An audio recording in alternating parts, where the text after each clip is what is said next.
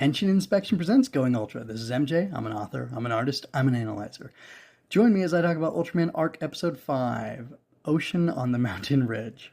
So, I have some questions about this episode, or really some statements, which is this mostly. Something feels unfinished about this episode. It almost felt like there was something sinister going on with the dinosaur expert, and I want to know if anybody else felt that. Either that or the way that Hiroshi, right, the captain of Skip, interacted with him. It was like, like he was acting too intense when he was watching him on the TV. It didn't seem like, now that we know what happened in the course of the episode and in their lives, that he was just thinking about the fact that he wanted to go into the research, the kaiju fossil research, or like he got turned down by his sensei, and he's like, "Oh no, that can't be a real fossil of a dinosaur or something." And they didn't know about Kaiju yet because Kaiju Day happened 10 years ago or 14 years ago, and 10 years ago Skip was formed and then he joined it. But he was in school and he had made this discovery at this Hoshimoto city, or this mountaintop. He made Captain Hiroshi made that discovery like more than 14 years ago, before the kaiju came.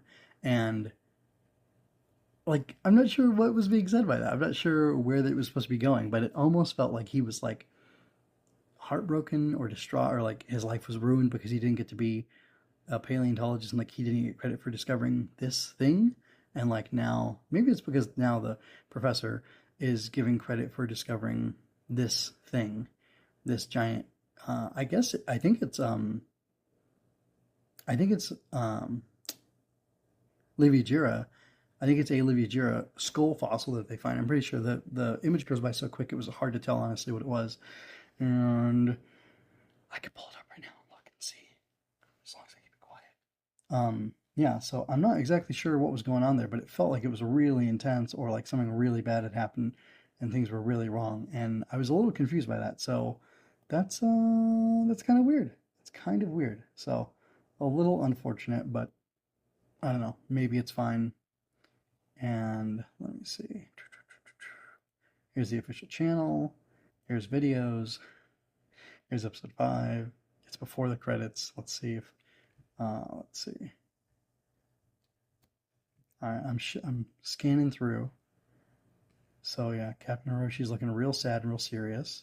Okay, so it's the flooding that happens very quickly and that we don't get to see very well. But yeah, we do basically get to see the skull of the thing shown on TV, a photo of Liviagira fossil, which is why he calls it Liviagira later. I was thinking, why did he come up with the name all of a sudden on the spot? But he didn't. He actually knew that. So it's the Daiko Mountain Ridge, by the way, if that matters. So anyway, that's kind of interesting. So yeah, you see the Liviagira skull, and very interesting. Very interesting. Huh. Anyway, so moving on. Getting back to my notes. I found all that very interesting, and I felt like there was something undone there, unsaid, unfinished. But I don't know. You tell me if you think I'm crazy, if I was like misreading the episode. I don't know. Anyway, okay, so the kaiju was very cool. Liviagira was great. It's got a great design. I love the name. It comes from the Hebrew for Leviathan, and the Japanese for whale. So Godzilla, or Gojira, is a combination of gorilla and a whale. And this kaiju, Liviagira, is Leviathan whale. Basically, that would be the translation of it. And that's neat because Leviathan, or Leviathan, as it's called in Hebrew, is likely the oldest kaiju in world history, which I think is pretty cool. So, yeah, if you don't know Leviathan from the Bible, it's mentioned in the book of Job, and I'm not sure in Psalms, and I'm not sure where else, but it's this giant water creature, sea serpent, potentially, maybe. We don't really know. The details are pretty slim on it, but anyway, that's, it's there, so it's pretty cool that they called it that, and I appreciate the reference, especially super. I haven't been a Catholic. It's nice to see biblical references in here somewhere. Like Belial is also a biblical reference that comes from Psalms as well. So let's see. Oh, I like Arc corking the kaiju with the tree. That was a lot of fun, and his imagination brain blast thing was simple and fun. And I guess he used the barrier to disrupt the bubble shield, I think, or like the bubble net, the cloud that Liviagira was making around him that Arc couldn't see through, but Liviagira could see through with the sonar. Yeah, he like displaced that somehow, and then he ended up finding him and corking him with the tree, which was pretty great. That's me being Arc holding the Livager and then shoving the tree down his spout, I guess. Um, so anyway, I liked how the underwater battle was done. It balanced clever effects worked with cool action and took advantage of the setting. Like I said, to have him be unable to see and have Livager be able to see with the echolocation, but they used the fact that there was water and there, it could be distorted more easily than air, for example. If he was like, I guess he was like a smoke emitting monster, he could, or a fog emitting monster, he could do that, but he wasn't, and that's not where they were. They were under the water, so they used that setting well, and I think that was pretty cool. This concept of wings of imagination is neat. It's a neat connection and a way to make Arc be the thing that inspires imagination in kids as well as showing gratitude towards previous shows and stories that have done the same. So, what do I mean by that? So, also Super Eye has this whole like imagination thing. They've had the Super Eye imagination with a little bing, and also now they're saying like fantasy imagination and something else. So that they're using that in a lot of their marketing, and I feel like Arc is definitely trying to capitalize on that marketing, which is something I've mentioned before. But I would imagine that they're saying things like the original Ultraman or Ultra Q or Godzilla, or like there's other things out there that have made like Super Eye. The story goes that he would climb up into trees as a kid, AG Super Eye, and like look at the.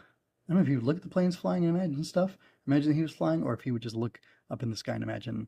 I don't know. He had some sort of plane fascination. He would use his imagination to have fun as a kid, climbing up in trees and looking up at the sky and stuff.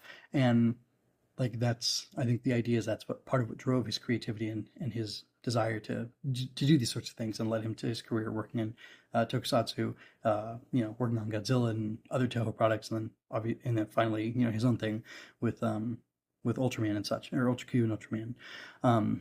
But anyway, I think like it's almost like this guy's homaging like for Americans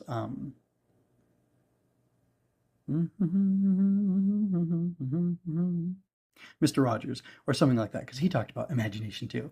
But like it's homaging that, and it's saying like, yeah, but we're also that thing for this generation, the current kids who are watching, and I think that's pretty cool. And I like the idea that Arc looks at a situation is like, how am I going to figure this out? And then he does, use his imagination to get out of sticky situations, and that's exactly what we should be teaching kids to do. And if this show helps some kids with that, that's great. It's wonderful, and it should. It should inspire, and it should compel kids on, and not just to be sitting there consuming the show. They should be doing something with it after they've taken it in, right? Let me see. Okay, so as an aside, did they cast to write, or do they write hoping to pull in certain cast members? Like, do they write the script thinking we want to get the guy who played Abari Red, or do they cast Abari Red and then they're like, we should do a story around him? So Koichiro Nishi plays Hiroshi Ban here in this show, which is the skip captain, but he also portrayed Abba Red, who is called Ryuga Hakua in Abba Ranger. I've never watched Abba Ranger, so I don't know.